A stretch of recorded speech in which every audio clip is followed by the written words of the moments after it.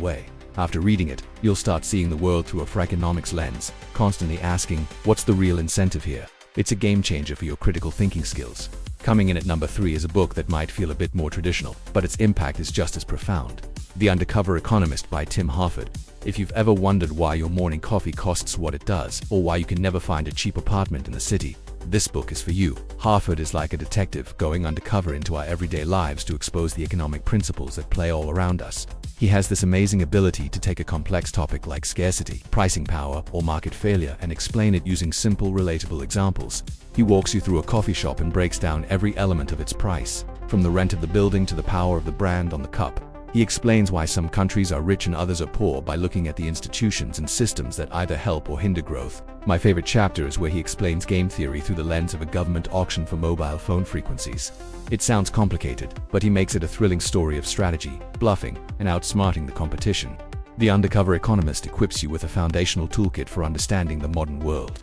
It demystifies the headlines and gives you the confidence to understand the economic forces shaping your job, your city, and your life. It's the perfect book for anyone who wants a solid, accessible introduction to the big ideas of economics without the headache of a textbook.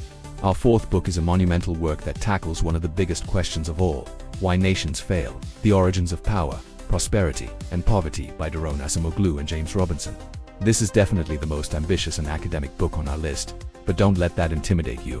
The core idea is compelling and surprisingly straightforward. The authors argue that the massive differences in wealth and poverty around the world are not due to geography, culture, or ignorance. They are due to politics and man-made institutions. They divide institutions into 2 types, inclusive and extractive.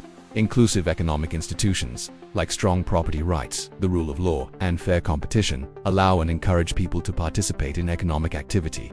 They create a virtuous cycle of innovation and investment, leading to prosperity. Think of South Korea. On the other hand, extractive institutions are designed to extract wealth from one part of society to benefit a small elite. They create a vicious cycle of poverty and stagnation.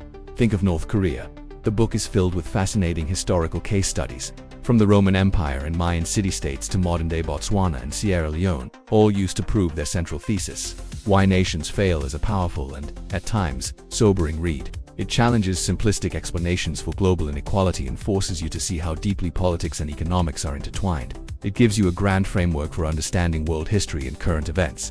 After reading it, you will never look at a news story about a developing country or a political conflict in the same way again. It's a book that expands your perspective from the personal to the global.